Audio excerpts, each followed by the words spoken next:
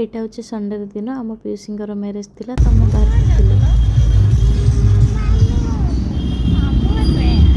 ତ ଏବେ ଆମେ ବାଗୁରେଇର ସାନ୍ଭି ମଣ୍ଡପରେ ଆମେ ଆସି ପହଞ୍ଚି ଯାଇଥିଲୁ ଯେଉଁଠି ପିଉସୀଙ୍କର ମ୍ୟାରେଜ୍ ହେଉଛି। ତ ଏବେ ଆମେ ପିଉସୀଙ୍କୁ ଟିକେ ଦେଖା କଲୁ ଆଉ ପିଉସୀ ମୁଁ ଦିଦି ଟିକେ ଫଟୋ ସୁଟ୍ କରିଦେଲୁ।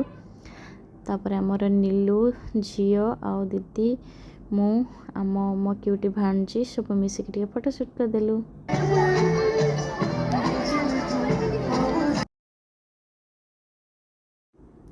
तापर आम टे खाईदेलु खाई सारा पर टे बसिक आम जेजेमा मान सहित गपसप कलु। आइसक्रीम खाऊच मत दियो